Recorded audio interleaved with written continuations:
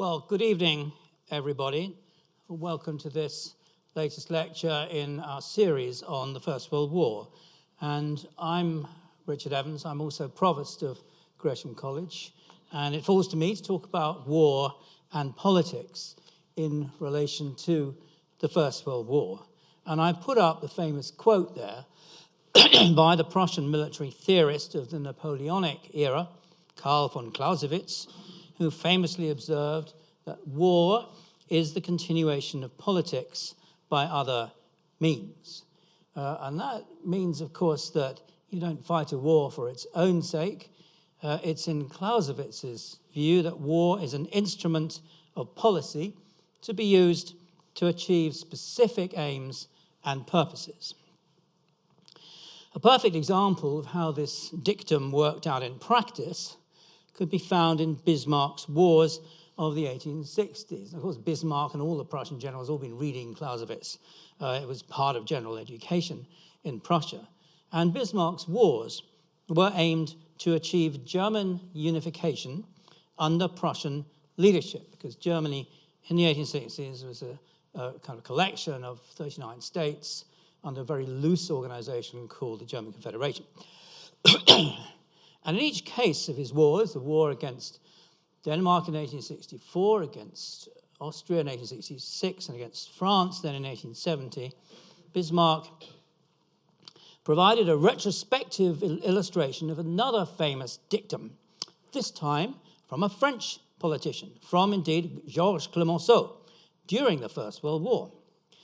Clemenceau famously said, "War is too serious a matter to be left to the soldiers." And after the rapid victory of the Prussian armies over their Austrian opponents at the Battle of Königgrätz in 1866, the generals, flushed with victory, unexpected victory and complete victory, were keen to push on to Vienna. But in a series of heated arguments, that's Clemenceau, in a series of heated arguments, Bismarck stopped them. He convinced the Prussian king, Wilhelm I, that the aim of expelling Austria from the German Confederation and founding a new North German Confederation under Prussian leadership had been achieved, and it was not necessary to go any further. Indeed, politically very dangerous, since the new Germany did not want to make an enemy out of the Austrians. Having the French as an enemy was bad enough. Now, in his relationship with Bismarck, Wilhelm I always gave in to his chancellor's tantrums and threats of resignation. As he once said, "It's tough being Kaiser under Bismarck." But his grandson, the headstrong Wilhelm II, who succeeded in 1888, had other ideas. Within 2 years, he'd got rid of Bismarck and embarked on a course of his own, building a big navy designed to challenge the British in the North Sea and open the way to the enlargement of Germany's rather miserable little colonial empire. Here's a famous cartoon in Punch by Sir John Tenniel called "Dropping the Pilot." There's Bismarck, the pilot who steered Germany into existence. There's the Kaiser looking extremely casual and supercilious, watching him go down the steps as he's ready to sail the ship of state into uncharted waters. Unlike Bismarck, who coined another famous phrase, "Politics is the art of the possible," and if you ever see any dictionaries or quotations which ascribe that to R.A. Butler, they're wrong. He pinched it from Bismarck. He also said the art of statesmanship is to steer a course on the stream of time. So in other words, Bismarck thought that the art of statesmanship was really to recognize the way things were moving and try and take advantage of them. And he knew that nationalism was the great force of the 19th century. You couldn't, as it were, row against it. You had to go with it. And he used it to set up the new Germany the way he wanted it. But unlike Bismarck, who spent the 1870s and 1880s consolidating the new Germany's position internationally with a precarious house of cards of alliances, The Kaiser, Wilhelm II, had no idea how precarious the new Germany's position in the world was, or how dangerous it would be to upset the European status quo without a clear political reason for doing so and a rational strategy for putting his policy into operation.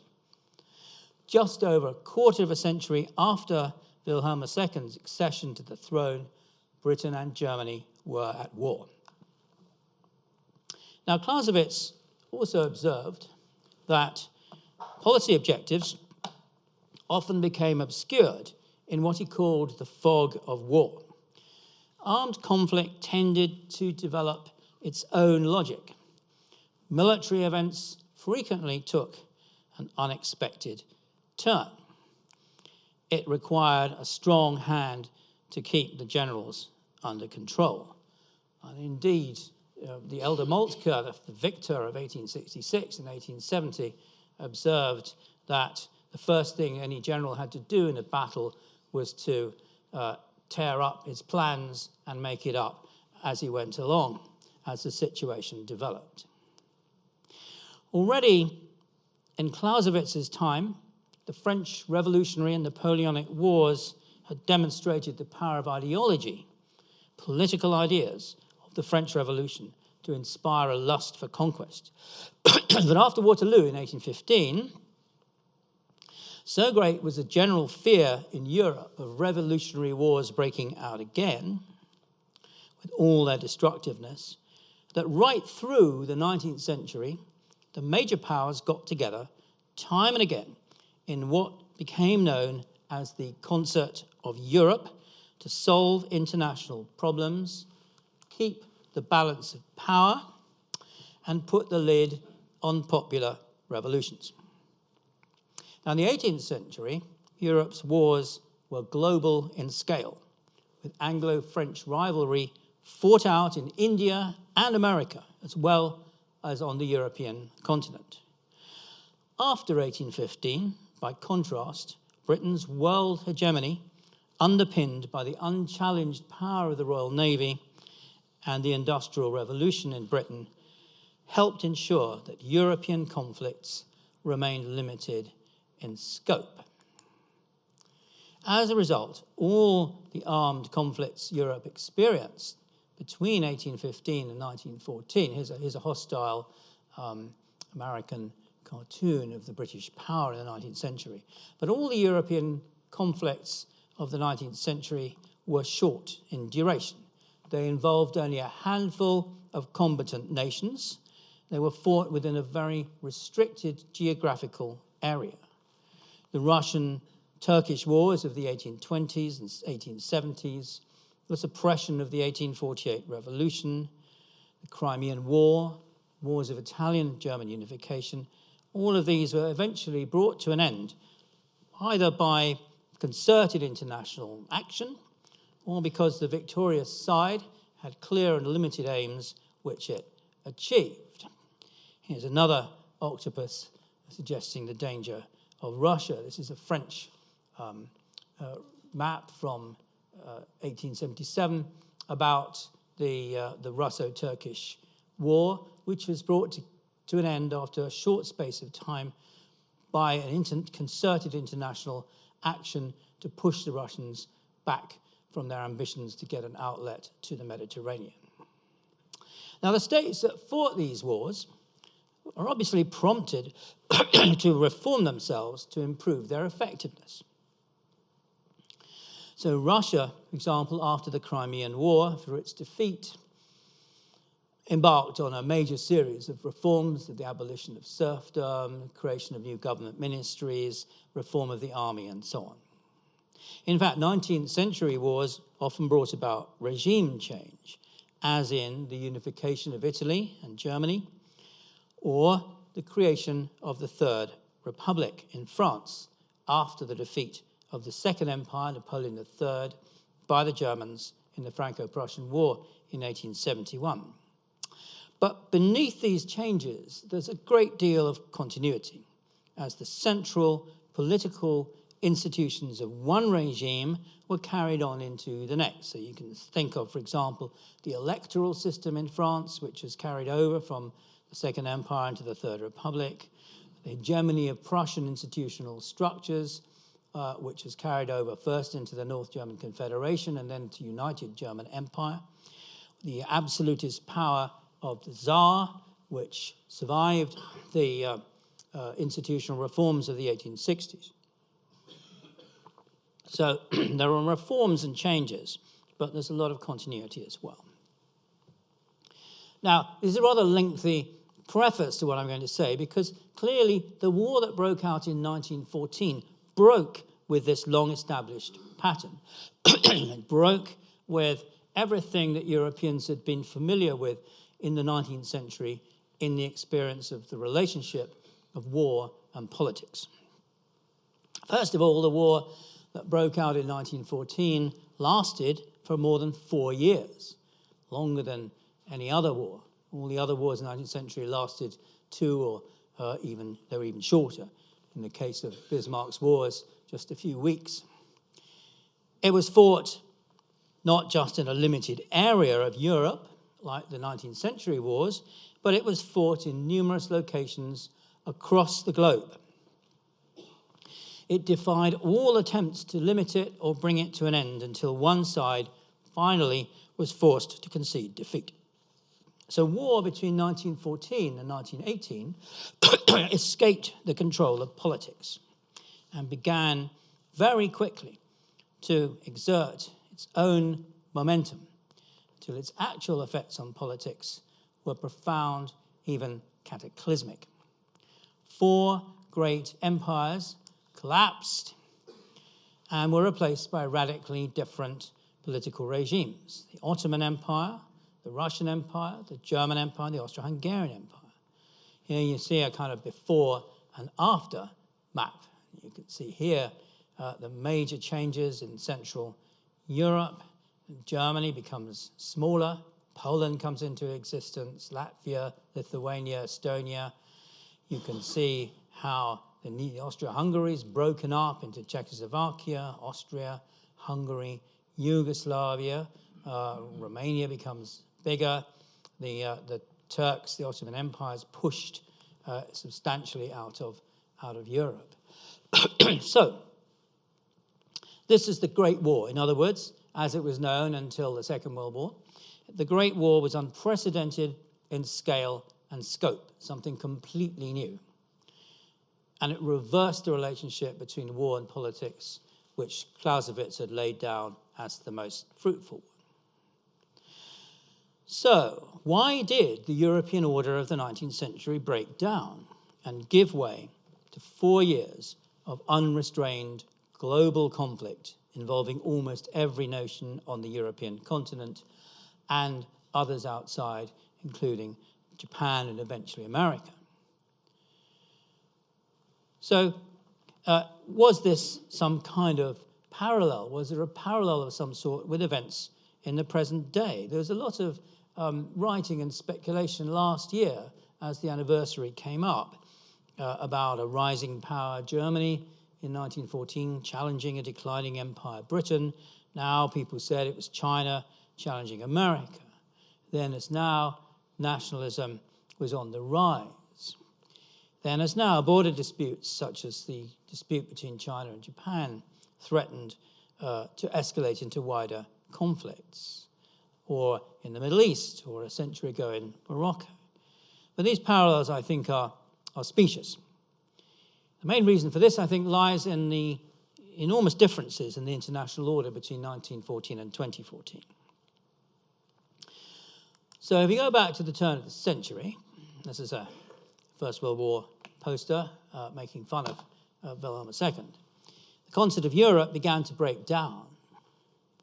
The rising power of Germany refused to play by the rules of the concert of Europe, and it threw its weight around in the search for colonies, what Wilhelm II and his chancellor, Bernhard von Bülow, called Weltpolitik, or world policy, the search, as Bülow said, for a place in the sun for imperial Germany. And remember, German colonies were Southwest Africa, now Namibia, Tanganyika, now Tanzania, Togoland, Cameroon, a little chunk of New Guinea, and some islands in the Pacific called the Bismarck Archipelago. This clearly wasn't enough for the leaders of Germany compared to the enormous world empires of the French and the British, or even the Portuguese. So a naval arms race with Britain ensued. Nothing like it had ever happened before. In 1905, Tsarist Russia was humiliatingly defeated in a war with Japan and turned its attention back to the European theatre. It expanded through the late 19th century to Vladivostok and then down into Manchuria towards on the Pacific, but it was now defeated by a war in the war with Japan, to everybody's absolute surprise. Actually, when I was teaching at the University of East Anglia, an elderly and rather deaf professor in the next room was holding a class, and the walls are rather thin, and since he'd been an interrogator in the Second World War, he taught by interrogation, and they were doing the Russo-Japanese War, and he asked the students, so why did he's a German Jewish professor, why did the Japanese defeat the Russians in the war between Japan and Russia? Why did they have a naval victory? And eventually a girl piped up and said, well, Professor, perhaps it's because they had more efficient ships. He said, what? More efficient ships? What has... and then... So one heard the most extraordinary things in a new university. Well, what this did was it pushed the Russians, turned them away from the Pacific and turned their attention back to Europe. And Austria-Hungary is becoming more and more nervous with the rise of Balkan and Slav nationalism within its borders. The French were still thirsting for revenge for the defeat of 1871 by the Germans. So these powers all now looked for alliances to strengthen their respective positions. And soon, Europe was divided into two armed camps: the Triple Alliance of Austria-Hungary, Germany, and Italy, and the Triple Entente of Britain, France, and Russia. This was, I think, in some ways parallel to the situation in Europe between 1947 and 1989, when, again, two armed camps faced each other in the Cold War. But in 1914,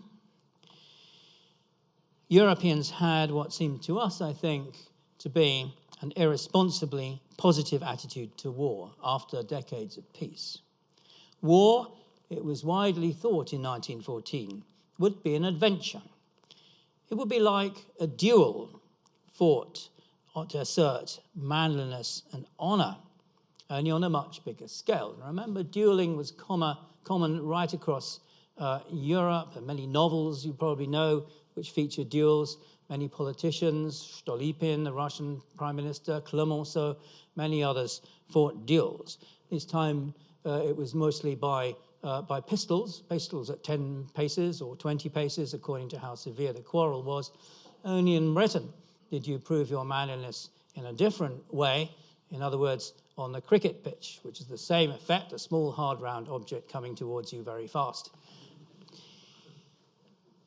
This positive attitude towards war was added to by social Darwinism, as politicians and statesmen increasingly saw international relations in terms of the survival of the fittest nation in the competition for supremacy. And there's plenty of documentation of European statesmen thinking in these terms. The Second World War, of course, discredited such ideas. The coming of the atom bomb made politicians and peoples much more cautious about launching major armed conflicts. But in 1914, they could look back on European wars in the 19th century and think that they were not terribly destructive. Why should the next war be destructive as well?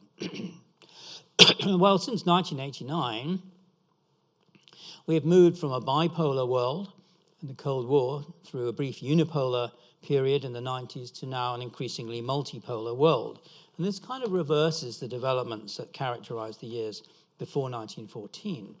Years before 1914, Europe was moving from the unipolar world dominated by Britain to a multipolar situation, and then finally a bipolar world between the two major alliance systems.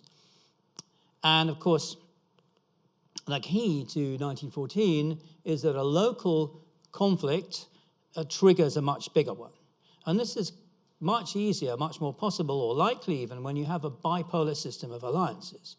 But it's much less likely when there are several different players in the power game of international politics. And this is an American cartoon, a rather good one, I think, of how the First World War began with a small quarrel beginning.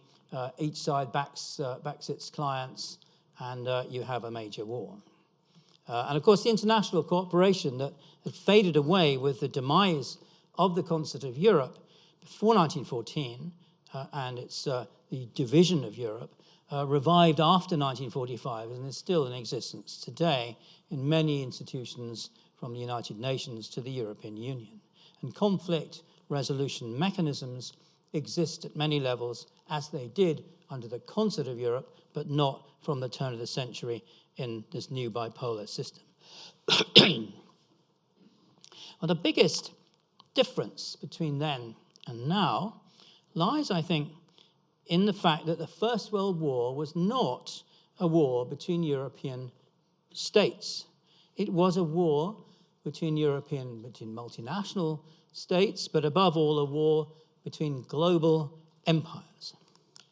The scramble for Africa that began in the 1880s and extended to other parts of the world, most notably the Pacific, took some time to convert the territories carried out by drawing lines on the map in conferences in Europe into real colonies.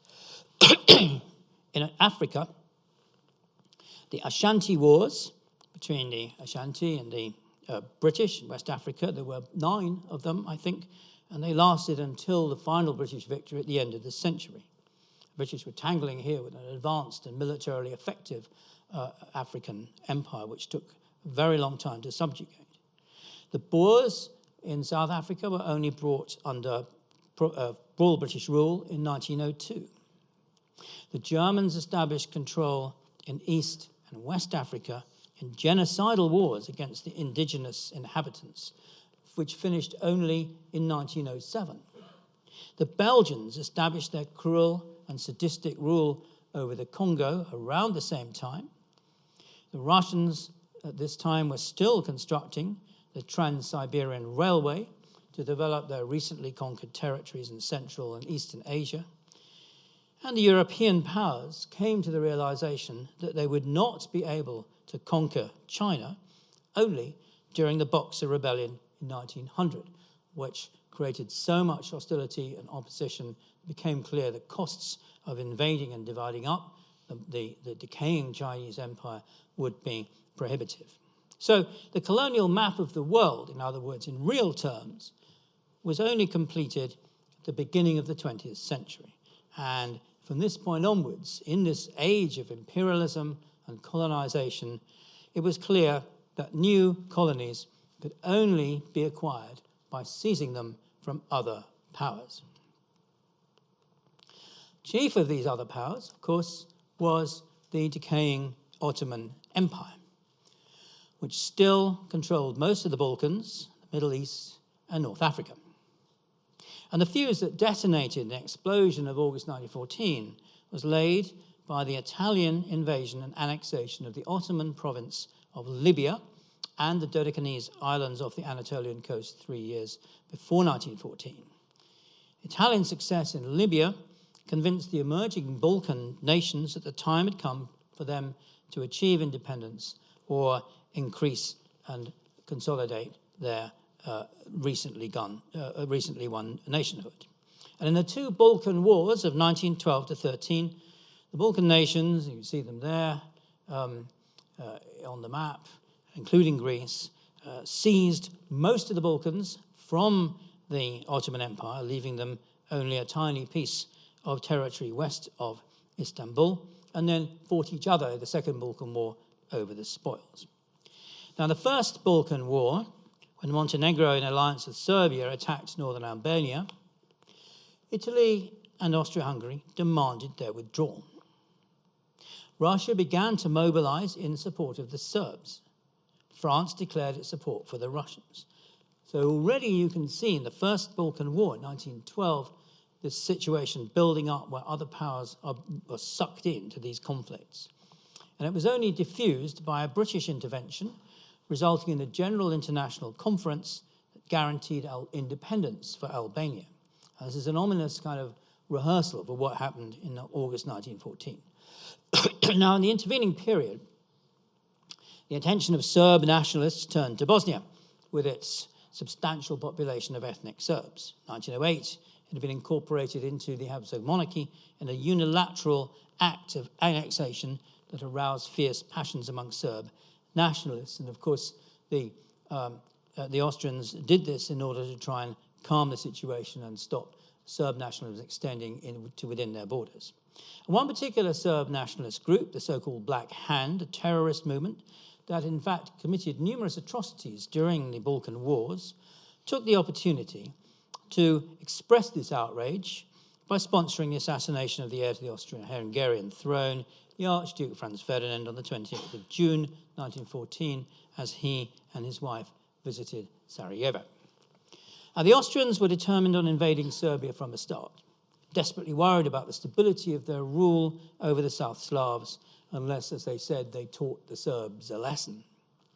But the sense of weakness that fueled Austrian aggression also made the Austrians aware that it would be unwise to do this unless they had backing from Berlin.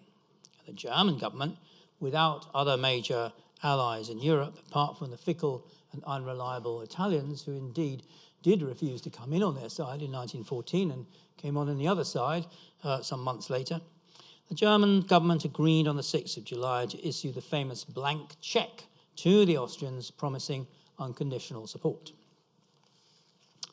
However, it's pretty clear nobody at the time thought the Russians had actually intervened. They weren't ready. They were building up their armed forces, their arms and equipment and munitions, and their mobilization plans and so on would not be really ready until 1917. And the Russians had backed down in the previous Balkan crisis I've just described of the year before. 1912 to 13, they'd eventually back down after British mediation. And surely the Russians would not back a regicide. They would not come in the side of somebody, a power, or its clients or emissaries who had killed the heir to a throne. And I don't think there's any evidence for the claim that the Germans were using the crisis as an excuse for war with the Russians, still less with the French. Well, on the 28th of June, it wasn't until late July that the European powers began to be aware of the danger of the conflict in the Balkans escalating. On the 21st of July, Bethmann Hollweg, the German Chancellor, told his ambassadors, "We urgently desire a localization of the conflict." Even Army Chief von Moltke, with the Kaiser, thought the Austrians could beat the Serbs in a few days, then make peace quickly. He said that on the 13th of July. But the Austrians did not act quickly, which is the main condition for localization. Austrian Habsburg rule was once described famously as absolutism tempered by inefficiency. And this was certainly the case in this crisis. It wasn't until the 23rd of July, the Austrian government, having taken weeks to secure the necessary agreement of its Hungarian counterpart, issued an ultimatum to the Serbs to find and punish the assassins. The Serbs indicated their willingness to give in on almost all points. When, on the 27th of July, the Kaiser learned of the Serb response to the ultimatum, he wrote, "This does away with any need for war." But in fact, of course, the ultimatum was an excuse for war, designed to be unacceptable. And even a slight equivocation in the response, and there was a good deal of it in the response from the Serbs, would be taken in Vienna as a no and as a pretext for invasion, which is exactly what happened. Now, British opinion was initially pro-Austrian. blaming the Serbs, saying they had to arrest the perpetrators of the assassination.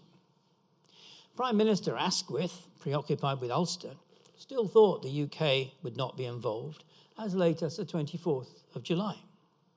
The press agreed. It would be ridiculous to get involved in this obscure quarrel. While the French pressed the Russians to stand firm behind Serbia during a long-planned French official visit to Russia, the Montenegrin princesses, married to two key Grand Dukes in Tsar Nicholas II's entourage, kept telling them, "You're going to get back Alsace-Lorraine. Germany will be destroyed." The French government clearly saw its opportunity to get revenge for 1871. And on the 23rd of July, Russia and France agreed to defend Serbia. But this failed in its aim of stopping the Austrians from pressing on. They had no plan B. Their only plan was to invade. The ultimatum expired on the 25th of July. Austria mobilized on the 28th. The Serbs had already mobilized. Russian leaders were keen to sublimate mounting contempt and terrorism at home. I think the average life expectancy of a Russian government minister at this time was about 8 months, I think, into a patriotic crusade abroad. And when the Russians started partial mobilization on the 29th of July, the German leadership panicked. The German Schlieffen Plan, named after the former chief of the General Staff, Alfred Schlieffen, was designed to eliminate France before turning to Russia, which is notoriously slow to mobilize. And this plan swung into action. The German army marched into Belgium with the intention of encircling Paris from the west, pinning up the French armies against the frontier from behind, in a classic maneuver of encirclement. The French and the Russians had told Grey, the foreign minister in London, that a clear British declaration of support would deter the Germans. But the British cabinet wouldn't allow this. At a meeting on the 27th of July, 3/4 of cabinet ministers opposed entering a war unless Britain was directly attacked. Only on the 2nd of August did Grey persuade the cabinet that invasion of France and violation of Belgian neutrality would be a casus belli, a reason for going to war. And in the cabinet, the threat of Grey and Asquith resigning if this didn't happen was crucial. When civil war was threatening in Ireland, suffragette outrages were mounting at home, the breakup of the government could not be contemplated.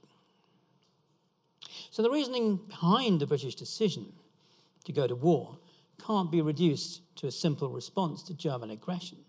The naval arms race is no longer an issue by 1914. It had been won decisively by the British with the construction of the dreadnought class of heavily armed battleships, which is a major reason why the German government switched funding to the expansion of the land army in 1913. And to British politicians and civil servants, whatever some present-day politicians have claimed, the threat was not a German challenge to Western democratic values. It was a more general threat to Britain's position in the world. On the 25th of July, Sir Eyre Crowe, a senior Foreign Office Mandarin, advised, should the war come and England stand aside, one of two things must happen. One, either Germany and Austria win, crush France, and humiliate Russia. What will then be the position of a friendless England? Or two, France and Russia win. What would then be their attitude towards England? What about India and the Mediterranean? So the war, in this sense, one goes with Crowe's advice, was fought as much to tame Russia and France as to oppose German aggression. And here you have a British cartoon about British fears of the Russian bear making further advances towards Egypt and the Middle East. Or here you have then colonial conflicts over Morocco, again, fear of the French. What strikes one about this chain of events is how none of the powers involved was actively working for a general war of conquest and aggrandizement.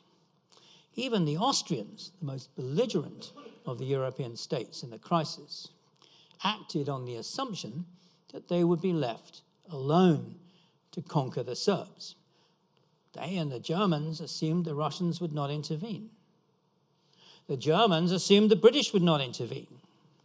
But efforts to localize the conflict, in contrast to the Balkan crisis of 1912-13, were very half-hearted.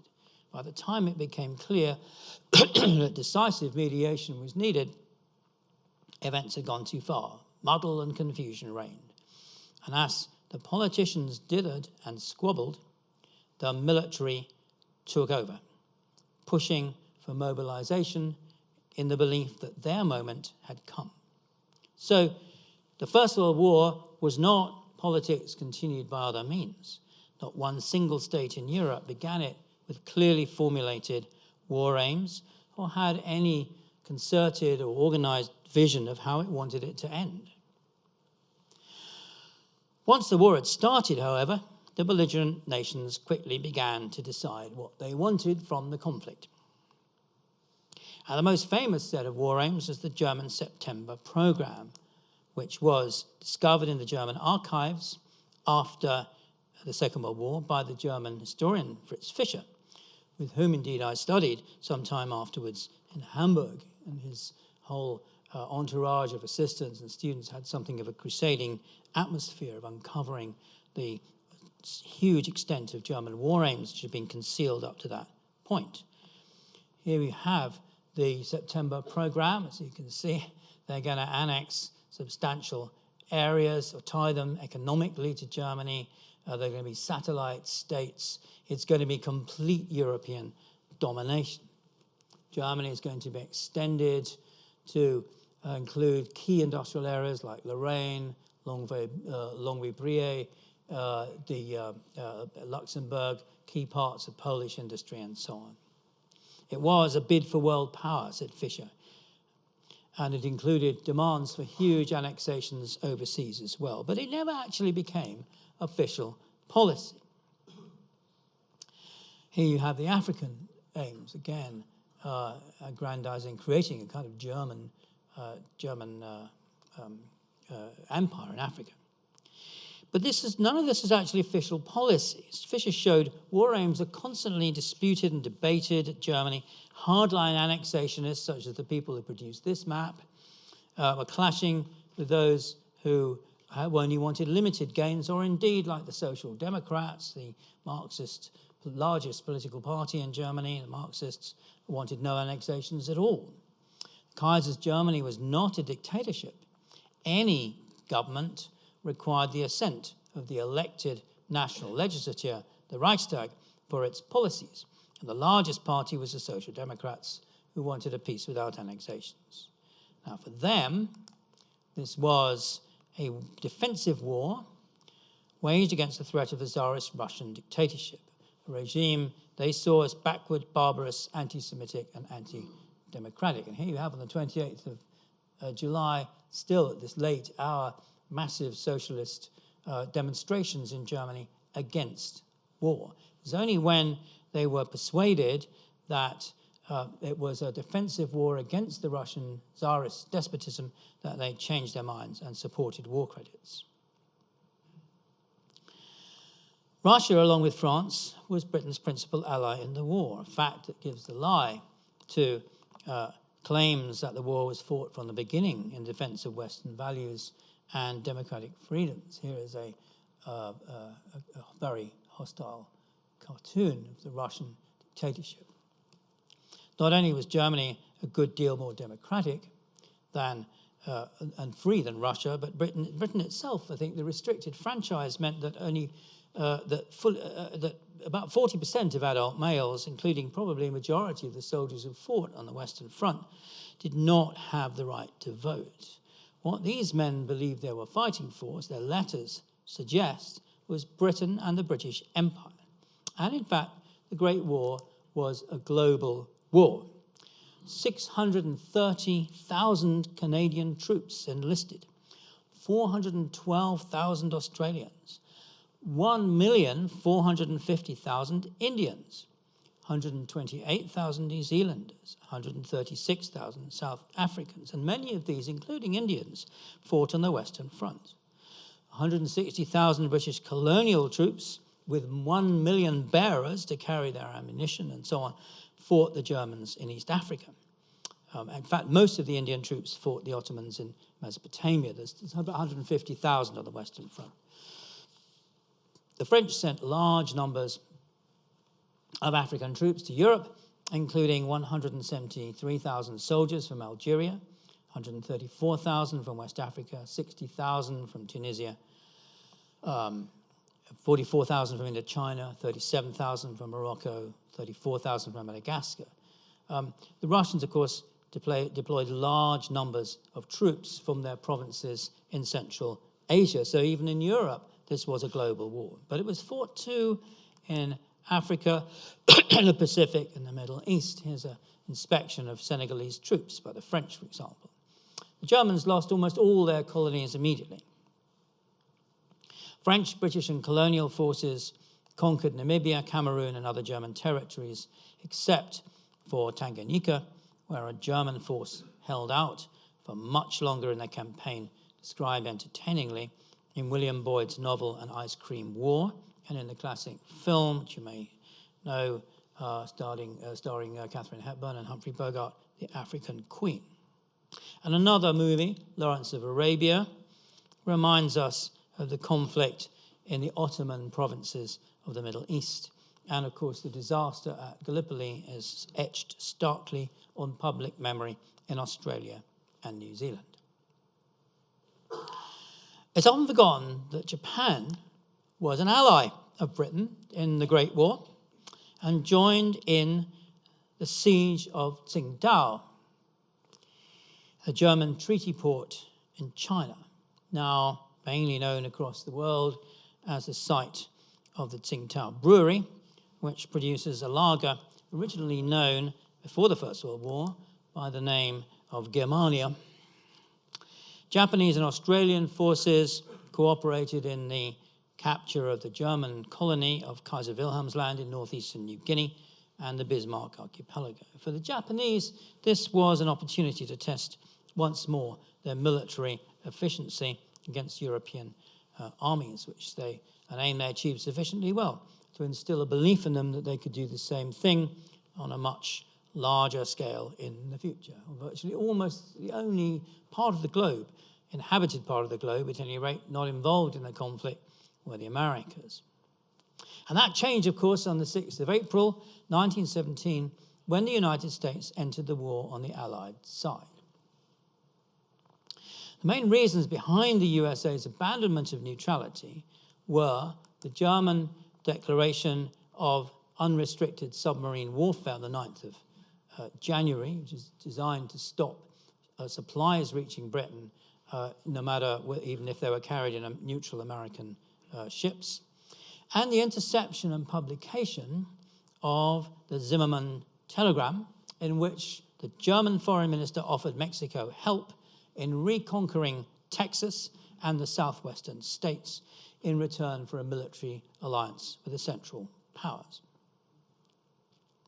US President Woodrow Wilson felt able to declare war at this point in April 1917 because the February Revolution in Russia had toppled Tsarist despotism and ushered in what looked likely to be a new democratic political system. Here's a portrait of the Tsar being thrown by the revolutionaries onto the fire. But this was, of course, a liberal revolution. The Bolshevik Revolution didn't happen until much later in the year. And this transformed the politics of the war by enabling the Allies to declare that it was a struggle for democratic values and a fight to build a better world. Now, this is the crucial turning point. It had been, in that sense, an embarrassment for the Western Allies that the Tsarist despotism had been their main ally. But now, Tsarist Russia was no longer. There was a republic, and it was enshrining democratic and liberal values. So that changed the politics of the war in the largest sense. And less than a year later, in January 1918, when the situation in Russia was still very unclear, Wilson's 14 points proclaimed the freedom of the seas, international cooperation, open diplomacy, the autonomy of the constituent nations of the Habsburg Empire, the creation of a new Polish state, and the establishment of a legal League of Nations. All these things Wilson proclaimed were major war aims now in what was presented as a moral and political as well as a military struggle. These events, of course, had to be seen as part of a wider crisis in the conduct of the war. The war placed enormous, unprecedented, unsuspected military, economic, and administrative strains on the combatant nations. And these strains reached breaking point towards the end of 1916. Nobody expected it to go on so long and to be so enormously expensive in every sense of the word in terms of lives, nations, economy, and social order. And it was clear that the war required more vigorous and more determined leadership if the stalemate on the Western Front was to be broken. Not only was the military situation difficult, but the morale of civilians is suffering too. And this is especially the case in Germany and Austria-Hungary, where the Allied blockade was producing serious malnutrition and major food riots. In the end, in fact, over 500,000 Germans died of malnutrition as a result of the blockade. In August 1916, Paul von Hindenburg took over as chief of the German General Staff, largely acting as a popular figurehead, while the actual direction of the war was taken over by the Quartermaster General Erich Ludendorff. New efforts were made to centralize and boost war production with the Hindenburg program, while it was largely Ludendorff, here on the right, who pushed forward the policy of unrestricted submarine warfare. And the Kaiser and the civilian government were effectively sidelined by the new military leadership. At the same time, the social democratic opposition in Germany split into moderate and radical factions, while the Catholic Centre Party and the Liberals collaborated with the majority socialists in a joint parliamentary committee to push for political and electoral reform. And in the spring of 1917, the Kaiser, as a kind of yielding to this pressure and as a sort of riposte to the new democratic program of the Allies, issued his Easter proclamation at the prompting of Ludendorff, promising the introduction of universal and equal suffrage, manhood suffrage in Prussia, which has covered a larger part of the German Empire. So political reform here has been driven by military necessity. Ludendorff did not believe in democracy at all. In fact, his political views were extremely strange, particularly after he came under the influence of his second wife, who was a kind of occultist and had some extraordinary, peculiar ideas. Ludendorff, for example, took part with Hitler in the Munich beer hall putsch, 1923. But he saw that you had to promise democracy, however insincere you might be, in order to counter the Allied claim after the February Revolution in Russia that they were fighting for democracy against the German dictatorship. So here, military necessity, the aim of boosting morale, firing up people's commitment, drove political reform. The February Revolution in Russia aimed on similar lines to increase military performance, boost domestic production of arms and ammunition by securing a greater commitment to the war on the part of the masses by involving them more in the government. In Austria-Hungary, the death of the aged Emperor Franz Joseph in November 1916, he'd been on the throne since 1848, brought his grandson Karl VI to the throne. He, knowing the situation was now dire, tried desperately to save his empire by negotiating a separate peace with France. The Germans got rid of this and effectively took over Austria, alienating the population of the empire and hastening its disintegration. In Britain, Asquith gave way in December 1916 to the far tougher and more determined figure of Lloyd George. And in 1917, the leadership of the French war effort was taken over by Georges Clemenceau, a similarly tough and uncompromising figure. So in a space of a few months then, the political situation was transformed. There's Karl VI, there's Lloyd George, and there's Clemenceau. Now, by this time, despite Woodrow Wilson's idealism, winning the war had become an end in itself. So military necessity was trumping politics. In Russia, the Bolsheviks under Lenin were determined to end the war because they knew it could no longer be effectively fought. The German military leadership, benefiting from the huge transfer of large numbers of troops from the Eastern Front to the Western Front after the defeat of Russia, launched a massive spring offensive in 1918 that pushed the Allied forces back, as you can see here, but failed in the end to dent their morale, and the advance ran out of steam. Generals of the First World War failed to realize on all sides that, to put it simply, the invention of barbed wire in 1874 and the portable machine gun a decade later decisively tilted the balance of warfare towards the defensive side. The examples of easy victories in the colonial wars, which so many generals had participated, were still fresh in their minds. Bismarck's quick and triumphal wars of the 1860s were the model, but the First World War, unlike these earlier wars, had become a war between peoples as much as between armies, a war of attrition in which the combatant nation with the richest resources and the best organized system for exploiting and deploying them was going to win. And here we are, war between peoples, this kind of extremely violent and hostile kind of cartoons expressed attitudes that were not there in the war between France and Germany in 1870, for example. By the summer of 1918, Germany and Austria were exhausted. Russia was out of the war. American supplies and troops arriving in large numbers. And most crucial of all, Ludendorff realized the Allied production of tanks, the armor that was clearly going to turn the balance of war in favor of the offensive side again, was going to outstrip that of Germany many times over in 1919. It was mainly because he knew that the Allied side would have thousands of tanks in 1919, against which the defense of the machine gun and the barbed wire and the trench would not work. That's why Ludendorff realized the war was lost and sued for peace. Well, with the end of the war, politics returned. But in the peace settlement that followed, it clashed fatally with military considerations. Driven by Wilson, the negotiators established the League of Nations and applied the principle of national self-determination, which by 1918 had become a means of hastening the war's end, again, for military reasons, by pushing forward the breakup of the Habsburg Empire, war steering politics again. The successor states were unstable, economically weak, prone to quarrel with one another. They contained significant national minorities that were another source of political instability. Despite the efforts of the French, they were unable to form an effective barrier in Eastern Europe to potential German expansionism. Nor could the new Europe establish enough economic and political legitimacy to save democracy.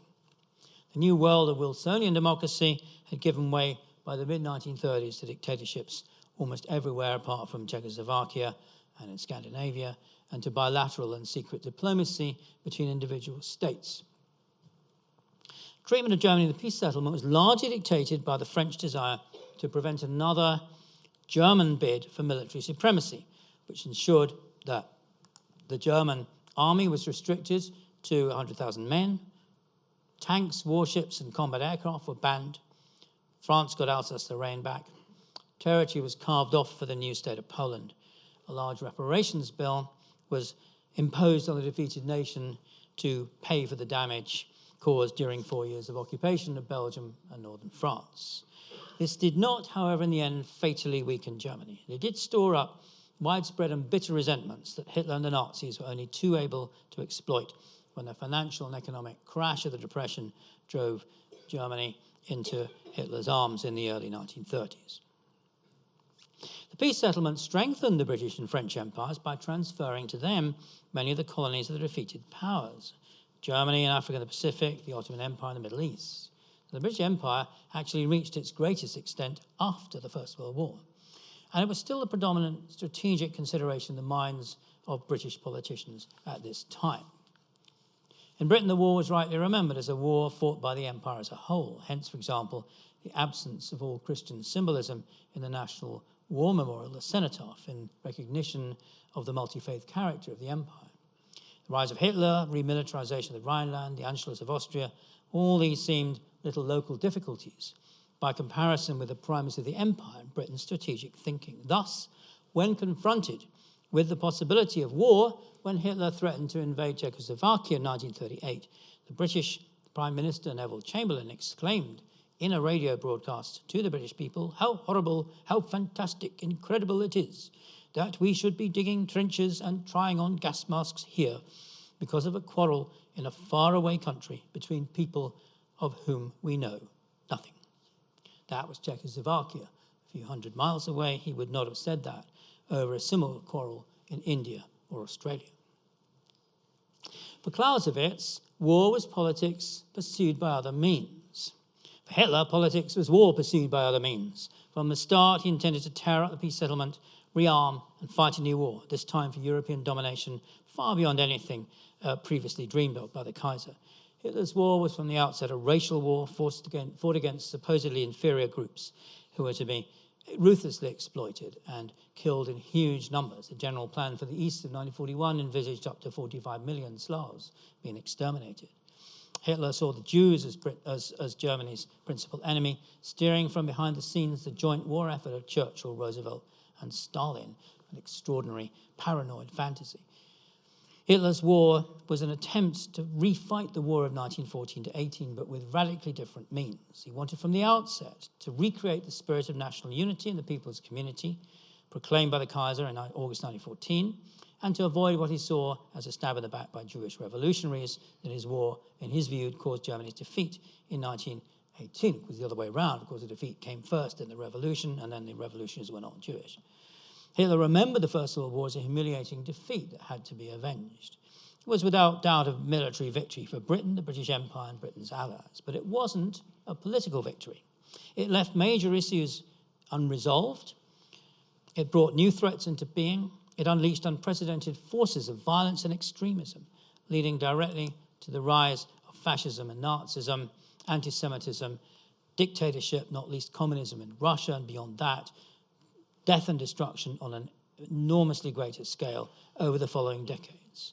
Now, when we look beyond Britain, it becomes clear that the First World War was the Pandora's box of the 20th century, letting loose unparalleled evil and destruction on the world. Thank you very much.